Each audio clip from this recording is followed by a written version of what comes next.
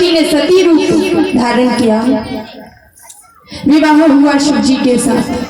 यज्ञ में अनाहुत होने के बाद भी यज्ञ मंडप में जाने का आग्रह कर रही है, जिद कर रही है आज शिव जी से। भोलेनाथ कहते हैं देवी एक बात हमेशा याद रखना कि गुरु ज्ञान नहीं निगुरे को कभी, कभी मूर्ख को मित्र बनाना नहीं, और अवधेश रमेश ये ध्यान रहे जहां मान नहीं वहां जाना नहीं। देवी जब बुलावा नहीं आया तो हम नहीं जाएंगे, क्योंकि बिना बुलाए तो पिता के घर भी नहीं जाना चाहिए। सती कहती अरे प्रभु इतना बड़ा आयोजन किया है, भूल गए होंगे, चलो ना चलते हैं। भोलेनाथ बोले देवी हम तो नहीं जाएंगे। अब मैया तो जिद पे अड़ गई। तब भोलेनाथ ने कहा देवी आपको जाना हो सो जाओ, हम तो नहीं जाएंगे। मैया सती पति की बातों को ना मानकर जाने लगे। तब दो गण साथ में भेजे भोलेनाथ ने। पिता के यज्ञ मंडप पर आए। मन में विचार था कि पिता देखेंगे तो गले से लगाएंगे, मैया प्रेम करेंगे, लेकिन जाते ही क्या देखते हैं कि पिता ने तो मुख ही मोड़ दिया। एक माँ ही जो प्रेम से मिली। बड़ा दुख हुआ। जब यज्ञ मंडप में पहुंची तो देखती है कि इतना बड़ा यज्ञ है, सभी देवी देवताओं का आवाहन किया जा रहा है, सभी को स्थान दिया गया, लेकिन भोलेनाथ को कहीं कोई स्थान नहीं। आज बड़ा दुख हुआ। इस अपमान को वे सहने नहीं कर पाए और पिताजी से कहती हैं पिताजी मुझे यकीन नहीं होता मैं आपकी पुत्री। अरे संसार में जिसका कोई शत्रु नहीं, उनका तो नाम ही है शंकर, अर्थात कल्याण करने वाला, जो सबका कल्याण करता है, जिसका कोई बैरी, जिसका कोई शत्रु नहीं। आपने उससे ही शत्रुता कर ली। पिताजी मैं चाहूं तो एक क्षण में आपको जलाकर भस्म कर सकती हूँ, लेकिन संसार क्या कहेगा कि एक पुत्री ने अपने पिता को मार दिया। सुनते ही दक्ष हंसने लगे। तू साधारण सी पुत्री मेरा वध करेगी? पुत्री अभी तूने मेरी सेना नहीं देखी, मेरा बल नहीं देखा। सती भी बोल पड़ी मत भूलो पिताजी मैं केवल आपकी पुत्री नहीं स्वयं आदिशक्ति हूँ। आज क्रोध में महाराज जो यज्ञ का यज्ञ मंडप था गई और आचमन किया और उस योगाग्नि में स्वयं को जलाकर भस्म कर दिया। इधर मैया ने जैसे ही अपना देह त्यागा है, उधर शिव जी की समाधि टूटी, तीसरा नेत्र खुल गया, जटा बिखर गई और महाराज तांडव करने लगे कि जटाटवी गलत जलल प्रवाह पावत स्थले गलेब लंब लंबिता भुजंग तुंगमालिक डमट डमट डमट डमन्नी नादवद डमर वयम चकार चंद्र तांडवम तनोतुना शिवाय। तांडव करने लगे। तांडव करते करते एक जटा को उखाड़ कर फेंका तो वीरभद्र का जन्म हो गया।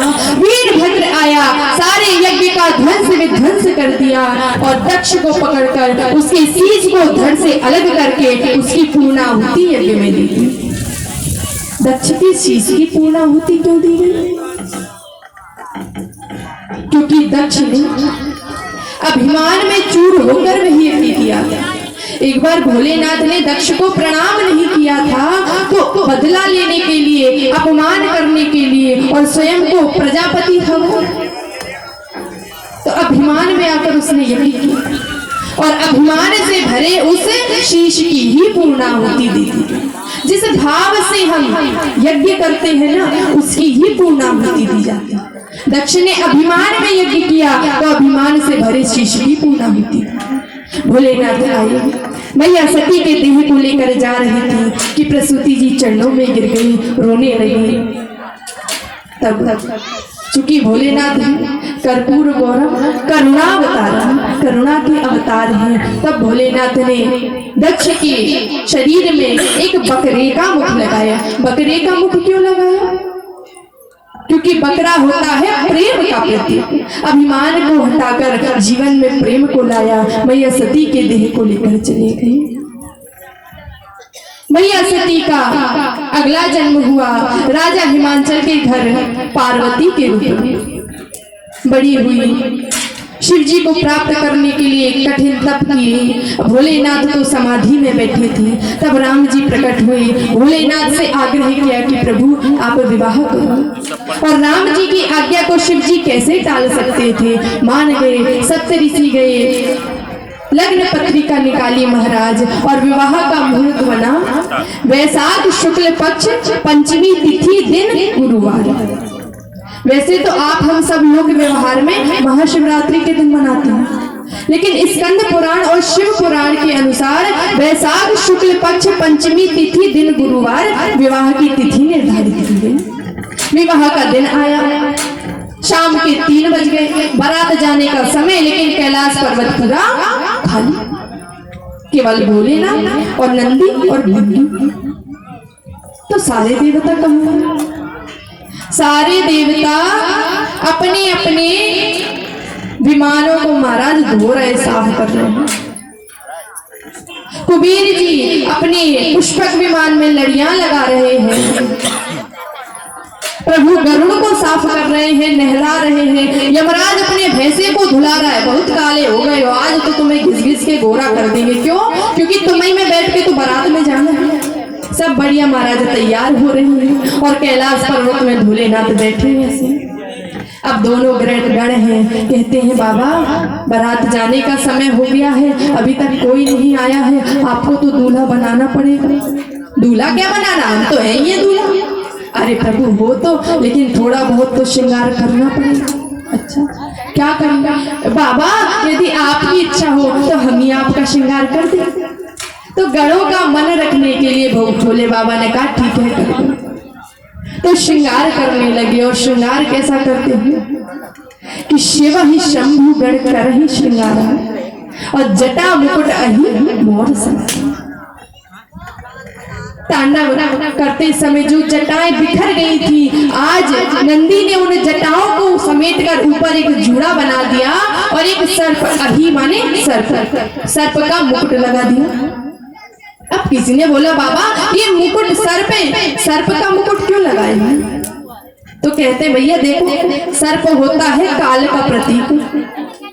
अभी आप सब कितने अच्छे से बैठे, और अभी कहीं से काला सांप आने तो महाराज ऐसी भगदड़ मचेगी कि पता ही नहीं चलेगा बिटिया कहाँ मताई कहाँ। तो सर्प होता है काल का प्रतीक, और कहते हैं कि जिस दिन से विवाह हो जाता है तो सर में काल ही बैठ जाता है कि नहीं भैया? ये को सर हिला हंसे, कोई हंसा तो मतलब हाँ बात दिल को लगी। प्रेम से बोलिए राधा। जिस दिन से विवाह हो जाता है सर में काल ही बैठ जाता है। अब पत्नी की सुने तो मत मैया कहेगी काय बेटा, ऐसे दीन भाव से कहते हैं काय बेटा, जय दिन देख भी काजे तो पैदा करो। तो और मैया की सुनो तो पड़ोसी बोले कैसो आदमी है, मैया की सुना थे और ब्याह के लाया तो बहू की तो कोई इज्जत ही नहीं, वाय तो कोई पूछते ही नहीं। तो महाराज भाई हाल हो जाता है कि चलती चक्की देख के दिया कबीरा रोए और 2 पाटों के बीच में सावत बचाना। सिर में काली बैठ जाता, इसलिए भैया सिर में अहि सर्प का मुकुट धारण। दोनों कानों में महाराज सर्प पहना दिए, गले में सर्प डाल दिया, एक बड़ा सा वासुकी सर्प लेकर उनका जनेऊ बना दिया। दाएं कान में पद्म और बाएं कान में कंभ नाम के सर्प को पहनाया है। श्रृंगार करते हैं। अब सब तो हो गया, बोले भैया अब माला पहनानी है, माला कहाँ से लाए? अब कैलाश पर्वत में कहाँ माला मिलेंगे? सो जो मुंड पड़े थे उनको ही लिया और एक बड़े से पतले सर्प में उनकी मुंडियों को महाराज पिरो के और गले में पहनाया। अब आप विचार करो, जैसे जैसे वो सर्प घूम रहा है सो माला, मुंडों की माला भी घूम रही है। छवि को देखो अपने मन में कि कैसे लग रहे हैं। अब बोले भैया सब तो हो गया, लेकिन दूल्हे के तो क्रीम पाउडर भी लगाया जाता है। अब क्रीम पाउडर तो है नहीं तो क्या करें? तो बोले पाउडर क्या होता है? तो बोले पाउडर वो सफेद सफेद सा होता है। अच्छा, नंदी दौड़ के गया महाराज, शमशान से चिता की भस्म उठा के लाया और भोलेनाथ के ऊपर पोत दिए। लगाए नहीं महाराज, पोत दिए। और भोलेनाथ तो वैसे कर्पूर गौर, कपूर के समान गोरे हैं और ऊपर से भस्म भी महाराज पोत दिए। विचार करिए, भोलेनाथ का स्वर्ग श्रृंगार हो गया। अब सब हो गया। अब नंदी बोले बाबा यहाँ तो कैलाश पर्वत है, हम सभी रहते हैं तो कोई बात नहीं, आप दिगंबर हो चलता है, लेकिन आज बारात में जाना है तो मेरी एक बात मानो, कुछ पहन लो। अच्छा क्या पहनाओगे? बाबा अपने यहाँ तो कुछ नहीं, एक काम करो आप खड़े हो जाओ, जिस मृगशाला में बैठे हो इसको ही लपेट देते हैं। बोले ठीक है। भोलेनाथ खड़े हो गए और मृगशाला उठाए और उनके लपेट के एक सर्प लिया और उसका बेल्ट बना के मारा, बांध दिया।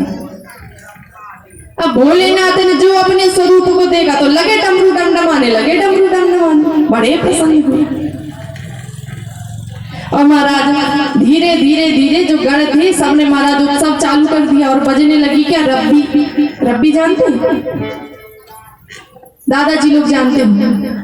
पहले जमाने में जब विवाह होता था तो ये डीजे ढोल ये सब तो चलते नहीं थे, वो चलती थी रब्बी। उसमें 3 चीजें होती थी, एक झुनझुनिया, एक कड़कड़िया और एक ढोल, ये होता। तो महाराज वो बजने लगा और ये साज भी दूल्हे को संकेत करते हैं महाराज विवाह के समय। जानते हैं कैसे? जो झुनझुनिया होती है वो कहती है फंस गए फंस गए फंस गए।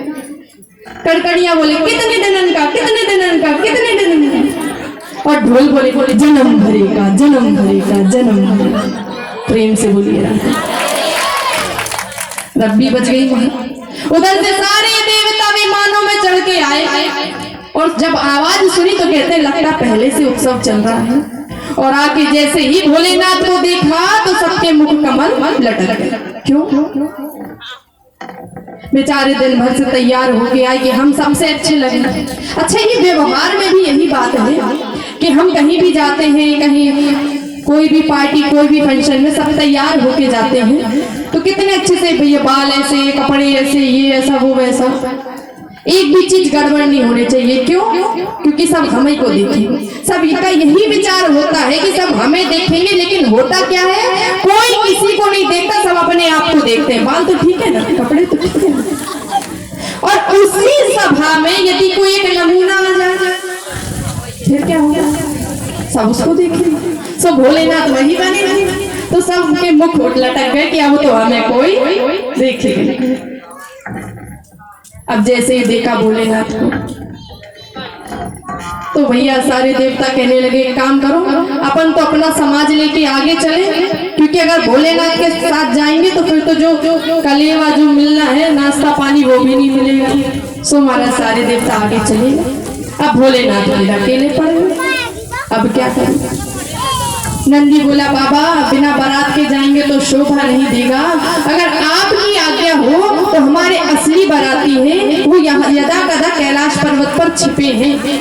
बोले कि भोले बाबा ने बुलाया नहीं तो हम काय को आए, तो आप कह दो तो उन्हें बुला लें क्या? तो बोले ठीक है बुला। अब नंदी ने तेरा श्रृंगी को, श्रृंगी ने तेरा भृंगी को, और जो महाराज हर हर महादेव हर हर महादेव की आवाज लगी, दुनिया भर के सारे देश महाराज अमेरिका, चीन, नेपाल, अफ्रीका, यूरोप सारे के भूत आके खड़े खड़े सबने भोलेनाथ को प्रणाम किया।